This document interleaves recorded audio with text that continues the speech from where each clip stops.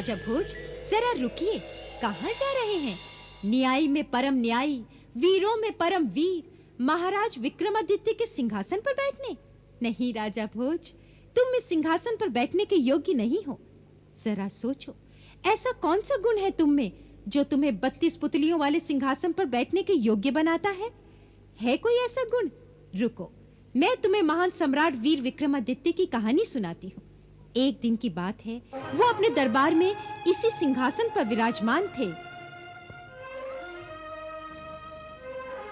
इस पत्र को तुरंत पाटलिपुत्र भेजने की व्यवस्था कीजिए।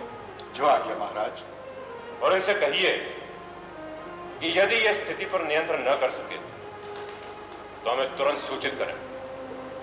हम युद्ध टालना चाहते हैं, पर इसका कोई यह अर्थ न निकाल ले कि हमें युद्ध करने का साहस नहीं। उचित है महाराज। और कोई समस्या? महाराज, राज्य के सैनिकों ने कल एक स्त्री को पकड़ा है। स्त्री को? क्यों? वो आत्महत्या का प्रयत्न कर रही थी महाराज। आत्महत्या? हमारे राज में? कोई ऐसा सोचेगा इसकी हम कल्पना भी नहीं कर सकते। यह आत्महत्या करने वाले पे नहीं, हम पे कलंक है। कोई दुखिया स्त्री है महाराज। कैसा दुख? उस स्त्री को हमारे सम्मुख प्रस्तुत किया जाए।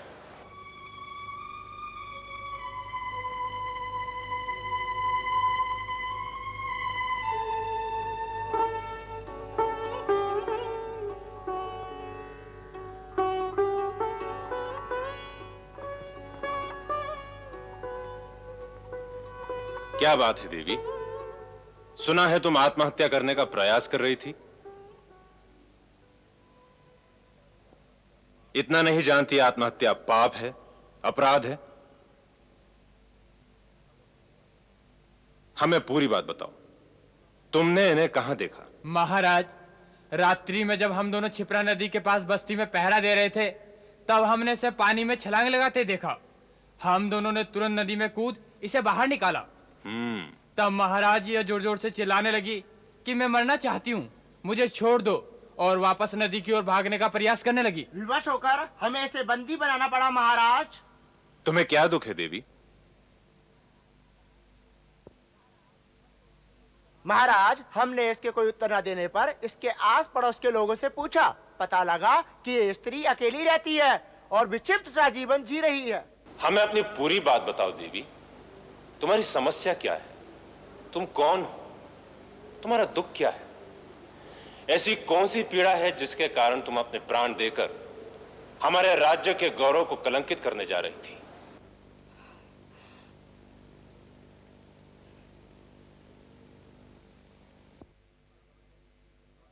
इस समय तुम पृथ्वी के स्वामी, परम न्यायी सम्राट विक्रमादित्य के सामने खड़ी हो।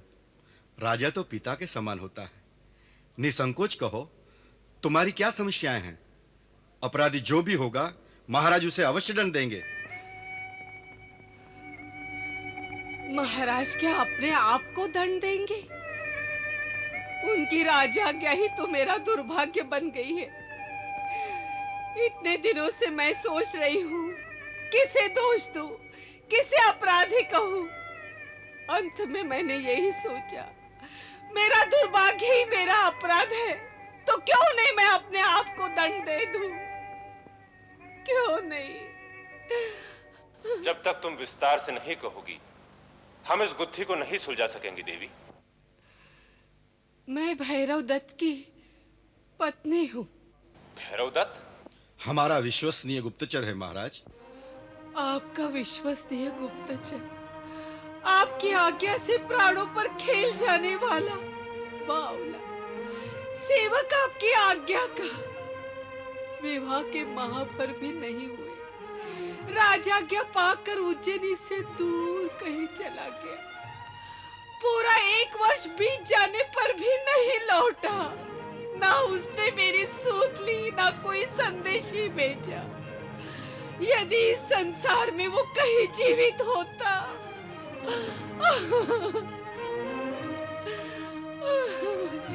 ऐसा अब शुकन मत बोलो देवी।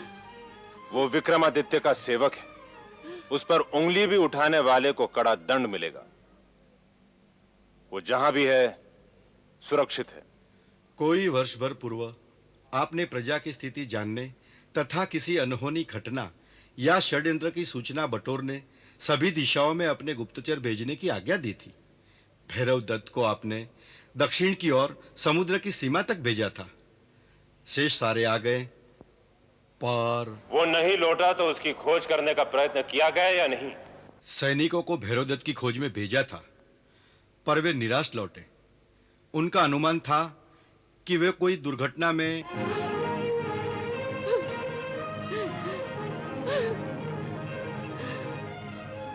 अब आप ही बताइए महाराज, मैं किसके सहारे जीऊं? किस लिए जीऊं? क्यों जीऊं? क्यों जीऊं मैं? चिंता ना करो, हम तुम्हारे अकेलेपन की पीड़ा को समझते हैं और इसमें हमारा क्या दोष हुआ यह भी हमें स्वीकार है। राजा होने के नाते हमारे अनुचरों की चिंता रखना और उन्हें संकट से बचाना हमारा कर्तव्य है। आज राखी का पर्व है, हम समझते हैं हमारी बहन हमारे घर आई। मेरी बहन हो, आज से इस राजमहल को अपना घर समझो। रहा भैरव दत्त के वापसी का प्रश्न, वो हमारी जिम्मेदारी है। उस वीर को पृथ्वी के किसी भी कोने से हम वापस लाएंगे। बहन को महल में ले जाओ।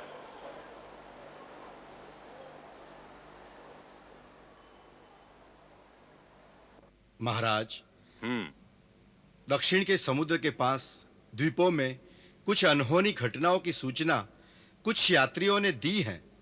यूं तो आपके प्रताप से दक्षिण का पूरा मार्ग निष्कंटक है, फिर भी भैरव दत्त किसी रहस्य जाल में फंस सकता है।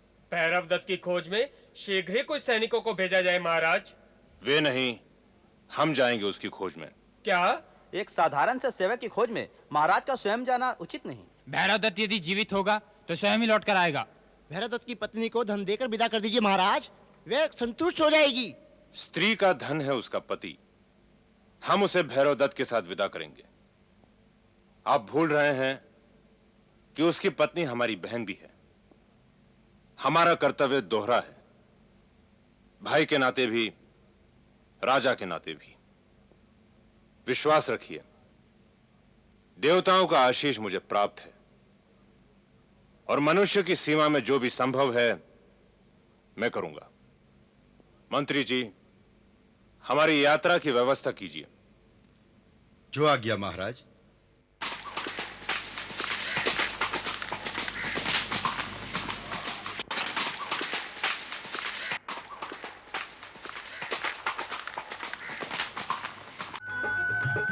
जय जय करुणाब्दे महादेव शंभु।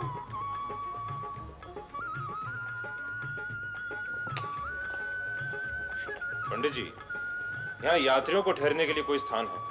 ठहरने के लिए कोई विशेष स्थान तो नहीं है। सागर दर्शन के लिए जो यात्री आते हैं वे यहीं मंदिर में ही ठहर जाते हैं। वर्ष भर पहले उज्जैनी से कोई युवक यहाँ के ठहरा था, भैरव दत्त था उसका नाम। नाम तो स्मरण नहीं, पर एक युवक यहाँ अवश्य आकर ठहरा था, उज्जैनी का ही था। उसी की खोज में मैं आया। उसकी किसी के साथ लड़ाई हो गई, यहाँ से पास ही गांव में बुरी तरह घायल हो गया था। अब सुना स्वस्थ हो रहा है। कितना दूर है ये गांव? सागर किनारे किनारे चले जाओ तो कोई 6 कोस।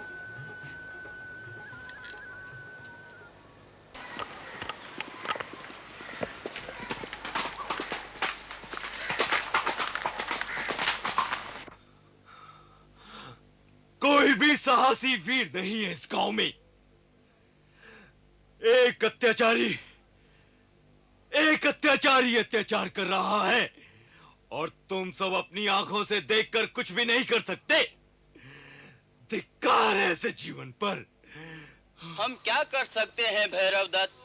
जब तुम जैसा वीर उससे लड़कर विजय न पा सका तो हम कमजोर लोग क्या कर सकेंगे? वे दुष्ट उस द्वीप में रहते हैं। पूरी सेना बनाकर उन तक पहुंचने के लिए कितनी नावों की आवश्यकता होगी? है क्या हमारे पास इतनी नावें? और हमें क्या पता कि उनकी शक्ति कितनी है? द्वीप पर पहुंचने का अर्थ है अपनी मौत बुलाना।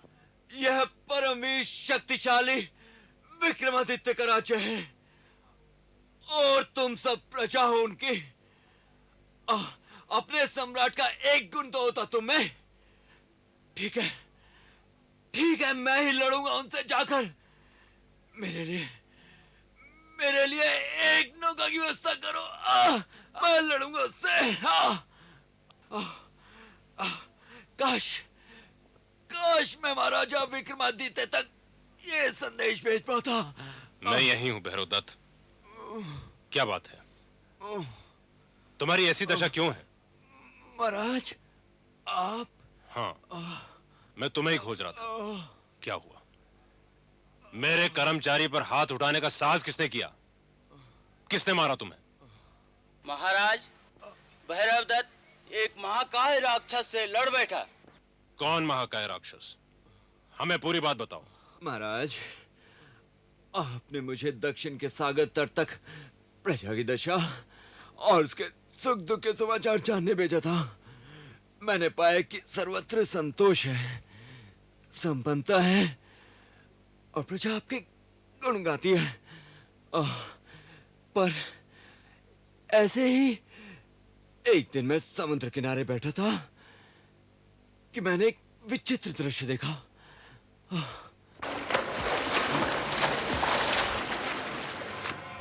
हमें बचाइए, हमें बचाइए, बचाइए, हमें बचाइए, बचाइए, हमें बचाइए।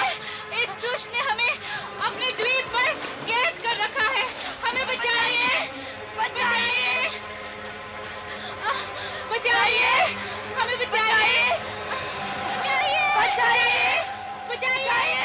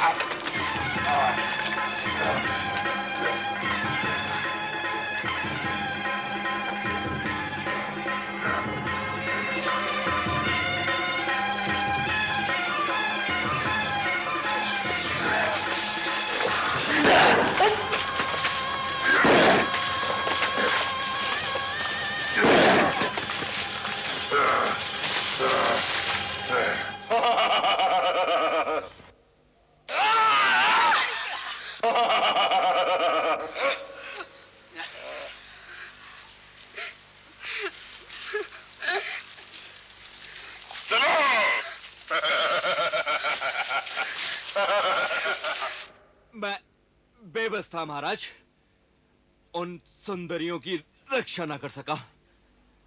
वो दुष्ट उन्हें नौका में बिठा उसी द्वीप पर ले गया। कौन सा द्वीप?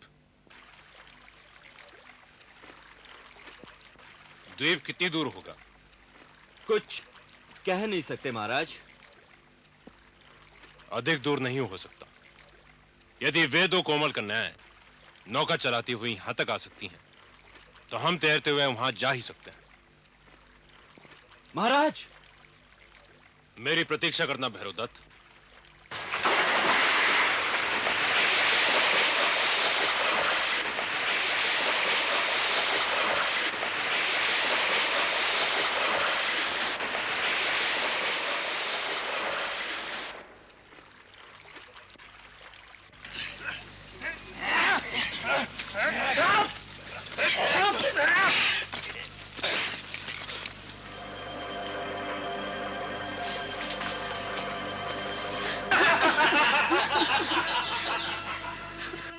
मुझे नहीं लगता कि शेष जीवन हमारा यहाँ से छुटकारा हो पाएगा।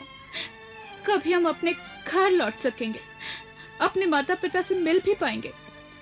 मुझे लगता है कि अब तक उन्होंने भी हमें मृत समझ लिया होगा। उन्हें क्या पता कि हम दोनों यहाँ इस द्वीप में बंदी हैं। पता होता तो शायद वे हमें छुड़ाने का प्रयत्न भी करते। क्या लेने आए हो तुम दोनों? कहाँ के हो? कच्छ से आए हैं, बहुत दूर से। सब हमारे पास दूर दूर से आते हैं और हमसे जो लेके जाते हैं ना वह भी बहुत दूर का होता है। क्या चाहिए तुम्हें? नगर सेठ को दास दासियां चाहिए। मूल्य अधिक लगे कोई बात नहीं, पर वे अच्छे और गुणवान होने चाहिए। अरे बलादित, तो ऐसे दास दासी देगा कि तुम्हारे नगर सेठ भी कहेंगे क्या बात। दो तो राजकुमारियां हैं, उनका अपहरण करने हम गए थे। उनका नाम सुनकर हमारा एक साथी भी मारा गया, पर ले ही आया। आखिर हो दम तो खरीद लो, गांठ में माल होना चाहिए। लाए हो ना? अरे पहले कुछ बतलाओगे भी या यूं ही बड़बड़ करते रहोगे? जाओ, दोनों को लेकर के आओ, और नहीं आए तो घसीटते लाना। जाओ जल्दी।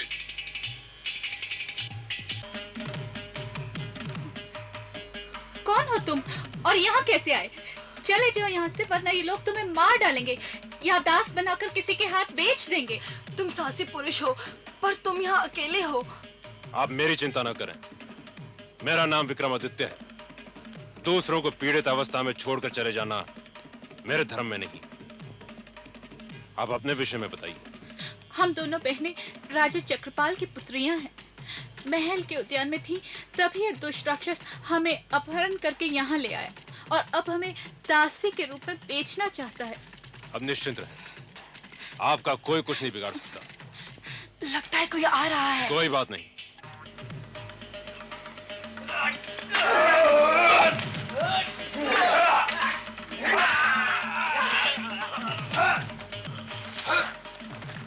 चलो। वे दोनों राजकुमारियां हमारे सामने आने के लिए श्रृंगार कर रही है लगता है। लजा रही होंगी हम दोनों परदेशियों के सामने आने से। जाओ देखो, इतनी देर क्यों लगा रहा है मूर्ख। जाओ उन दोनों को लेकर के आओ।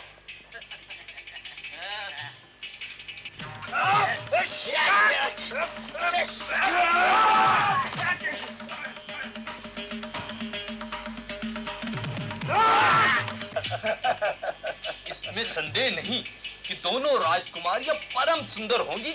अरे जो जाता है वही कहो के रह जाता है। कहिए बलादित्य जी, यदि वे न आ रही हूँ तो हम ही चले उन सुंदरियों के दर्शन को। कौन हो तुम? इस प्रश्न का उत्तर देने के पहले या बाद मुझे तो तेरी दुर्दशा करनी ही है।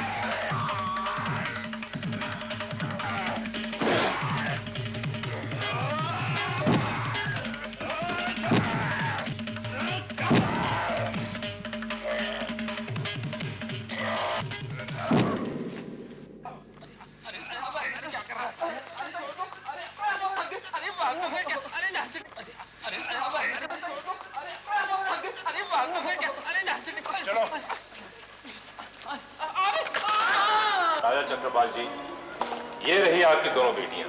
पिताजी। बेटी, मैं आपका जीवन भर आभारी रहूंगा सम्राट। आप सचमुच साहसी और समर्थ हैं। भगवान महाकाल की कृपा।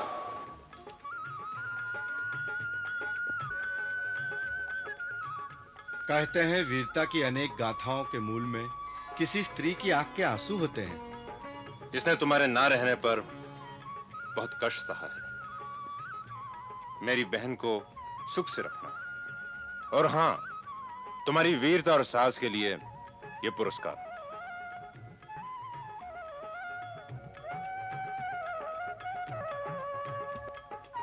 तो ऐसे थे सम्राट विक्रम, परम न्यायी, परम दानी, परम वीर। तू भी इस पृथ्वी का राजा है और विक्रमादित्य के सिंहासन पर बैठने की इच्छा रखता है, पर इस सिंहासन पर बैठकर तू विक्रमादित्य नहीं हो जाएगा। जरा सोच, विक्रम के गुणों का 10 मांस भी है तुझ में। इसकी हर पुतली का किस्सा है एक से एक निराला।